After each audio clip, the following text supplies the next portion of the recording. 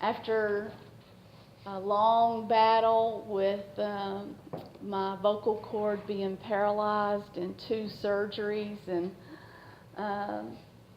just doing all that I could and know to do to try to get healing. The doctors finally diagnosed me with a paralyzed vocal cord, that I would never, regain it. And the Lord just opened up one door after another in a real miraculous way right before Easter. And I don't think it was just coincidence that He did that for me. My doctor said there is a new implant that they're doing. There's only 6 hospitals in the country that's doing it. You're going to have to be put on a waiting list, and it could be years before they can get to you, but that's your only, that's your last option. And so I got a phone call that very next day. It was from Vanderbilt, and they said they had a cancellation. Could I come in on Wednesday? And after a full year of not being able to speak, I was like, oh yeah, I'll be there Wednesday, which was right before Easter. And I had the surgery on Thursday, and immediately I was able to have my voice restored. And I thank God that no matter how He chooses to bring about healing, He is our healer. He is the one that gives the knowledge that the medical field can figure out ways to help us when our body goes wrong. And it is an honor for me to be able to preach this morning. I don't have the voice that I used to have, and so it may wear out before we get finished. And I'm preaching 3 times today, so I do need y'all's prayers. This is a first for me with this implant. I'm like, don't fail me now. So hopefully I won't do any kind of damage to it by overworking it today.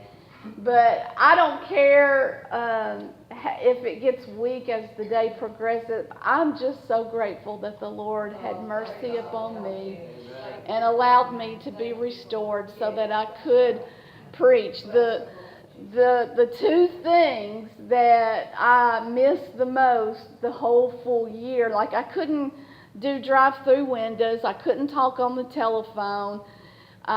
There was a lot of things I couldn't do, and that was okay. It was no big deal because you can text now, and I didn't need to be going through drive-through windows. So it was good that I was forced to walk into a grocery store and buy good food instead of fast food.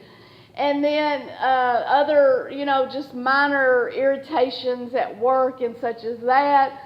But the thing that broke my heart was not being able to sing and not being able to preach. And so I'm so grateful to the Lord this morning to be able to stand before you. And you might can see my scars. They're in the shape of little smiles. And so I tell my granddaughter that I'm a triple smiler now, so that I have 3 smiles to give out to people. And I have plenty to smile about this morning. And I am so thrilled and excited that the Lord saw fit to allow me to promote the Assembly Band movement in the state of Tennessee. That auxiliary to me is the heart of the church. If we don't have love one to another, we have nothing to offer this world, because they need for us to love the Lord with all of our hearts and love each other with all of our hearts, so that they can experience something different.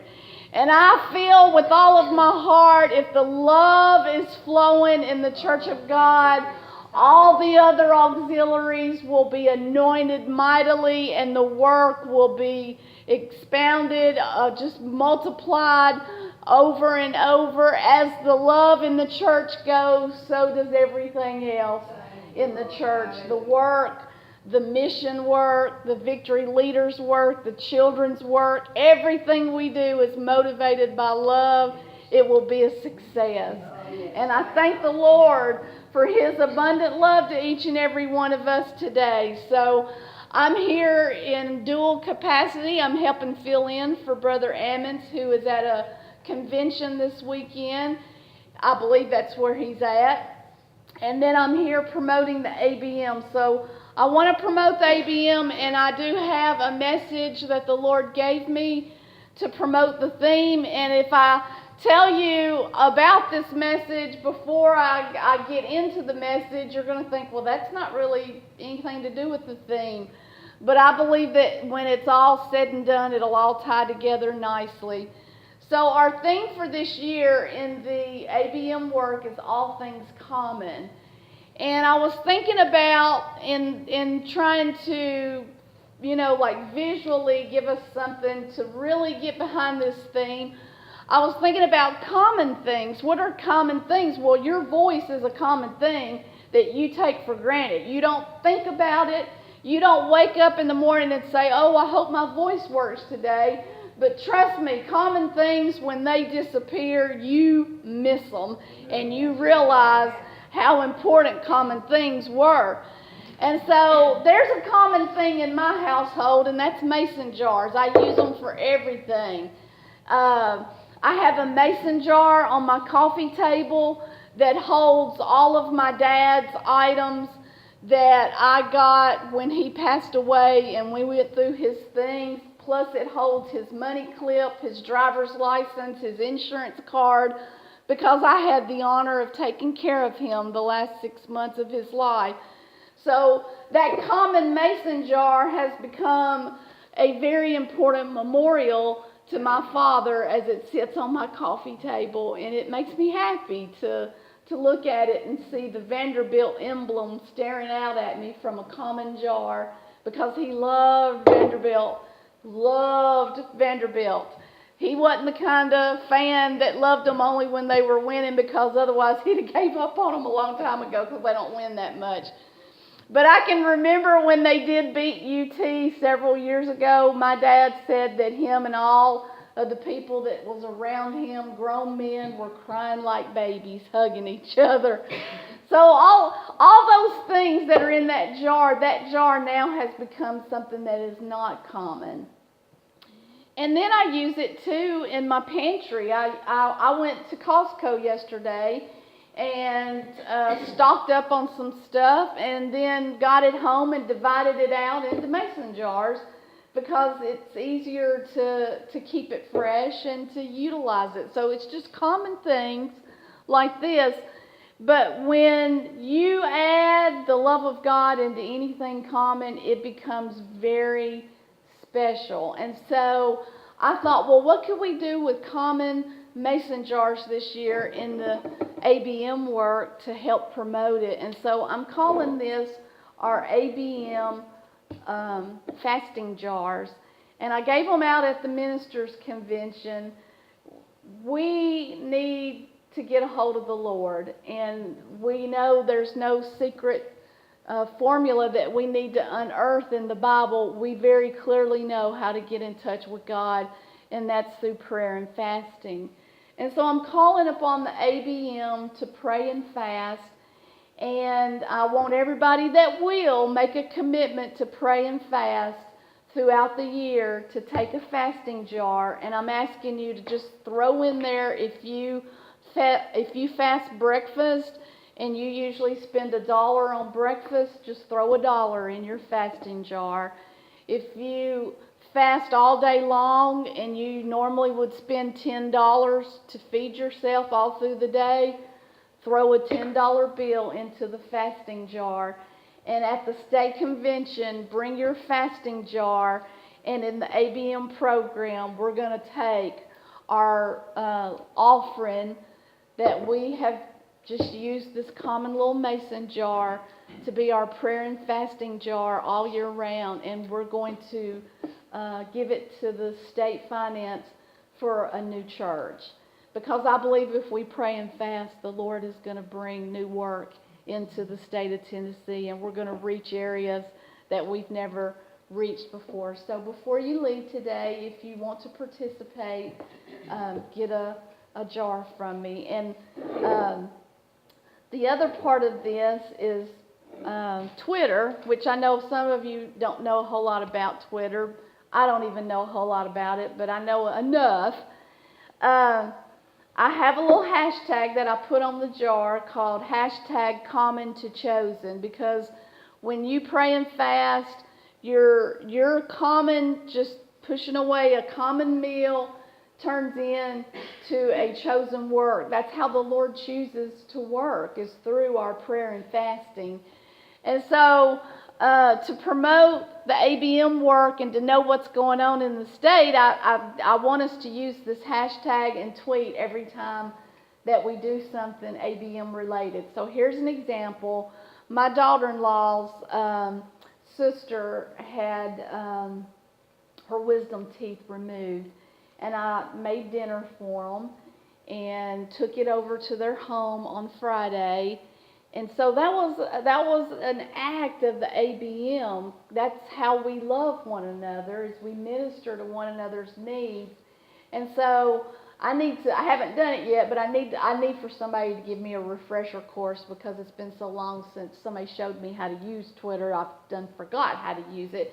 But anyway, once I get shown again how to tweet, all I'm going to do is tweet wisdom teeth equals homemade soup, cornbread, and fudge pie, because that's what I took over to them.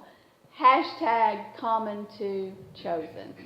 So at the state convention, I can do a search on this hashtag. This might be foreign to a lot of y'all, but I know there'll be some that do know what I'm talking about. I'll be able to do a search and gather everything that we have done in the ABM work for those that are on Twitter. And so I'm hoping that I get enough participation that I can present that as well at the state convention.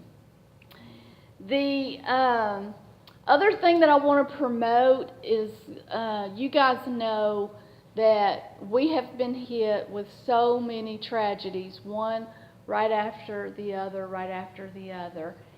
And I have no idea, because I haven't checked with General Headquarters, but I am sure that some of the emergency funds have been utilized for some of these disasters, and we don't know if this is going to continue to be a trend, that areas are going to be hit all over where we have church people. But pay your $5 emergency dollars as quickly as you possibly can, so that we can be 100%, and that the funds can be available immediately when some of our people may have urgent needs. And so that is part of being faithful to the work of the Assembly Band movement, is paying your $5. So do that as quickly as you can, so that come state convention time that we can be 100% in the state of Tennessee with our ABM emergency funds. And then the other part that I want to mention is what Sister Marlowe also mentioned up here, is November has been set aside as homecoming month. And this is something that I'm asking each local church to really focus on our backsliders, our strays, and you can even go back 20 years if you want to, of people that once were a part of this particular local church that are no longer a part, or no longer faithful, or no longer affiliated, and really get in your prayer closet for them. You have to be put your head in the sand to not know that we may not be here next. We may not make it to the state convention. The Word of God has promised that He would do a quick work. And the way that things are going in the world today, we could possibly be raptured out of here and not have another year to reach out to souls. The hour and the need is urgent. And so in the month of November, band leaders, rally the troops and really get a hold of God in prayer and fasting for those that are lost and undone without the Lord, and do some special activities, a homecoming or a special lunch, to just a card, just anything, a phone call, reach out to those that are no longer here for whatever reason, and just let them know that the church is still here, alive and well, and that you still love them. And then just see what God will do with that effort. And that's called Homecoming Month, all through November. And let's reach out to people. I'm going to preach a message this morning entitled From Ichabod to Ebenezer.